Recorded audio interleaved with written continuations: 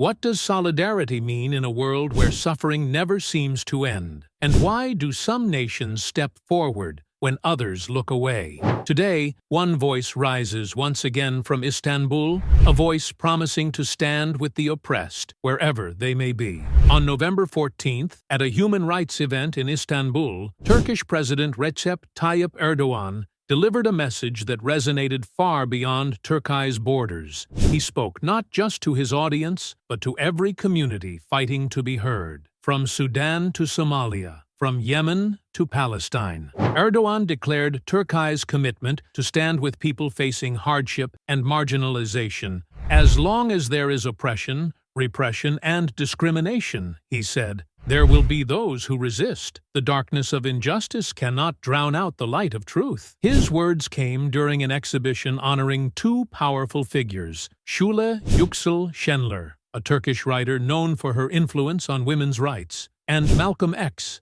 the American civil rights icon whose legacy continues to echo through struggles for justice around the world. Two different continents, two different eras. Yet Erdogan drew a clear line between them. Lives marked by sacrifice, courage, and a determination to challenge systems of inequality. But the global context around this speech is impossible to ignore. Only hours earlier, tensions between Turkey and Israel had escalated. Once again, Turkish authorities issued arrest warrants for 37 Israeli officials, including Prime Minister Benjamin Netanyahu, over allegations of human rights violations connected to the conflict in Gaza. Israel responded sharply, stating Turkey would have no role in the proposed multinational force planned for Gaza's future security.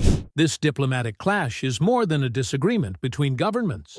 It reflects a broader question gripping the world. Who is responsible for protecting civilians where conflict persists? For months, Gaza has stood at the center of one of the world's most painful humanitarian crises. Entire neighborhoods have been reduced to rubble. Families have been torn apart. Communities struggle to rebuild homes, identities, and hope. And for Türkiye, this is not a distant tragedy. It is a moral line. But here is the deeper story. Erdogan's speech wasn't only about Gaza or Palestine. It was about the idea that oppression anywhere demands attention everywhere. In each of these regions, political turmoil, poverty, or violence continue to shape daily life. Turkey's message, delivered at a human rights event honoring global and historical figures, seeks to position the country as a voice for those who feel abandoned on the world stage. Yet the international response varies widely. Some nations continue to call for humanitarian corridors, ceasefires, and accountability. Others remain cautious, limited to statements without concrete action. This contrast between countries advocating for relief and those keeping a distance shapes the political landscape surrounding Gaza and beyond. Return to Istanbul event. At the exhibition, Erdogan emphasized the resilience of figures like Şule, Şenler, and Malcolm X. Their lives served as reminders. Personal courage can inspire global movements, and global movements can, in turn, challenge states to rethink their responsibilities. In a world overwhelmed by conflict, the call for justice often begins as a whisper, a single voice rising in a crowded room.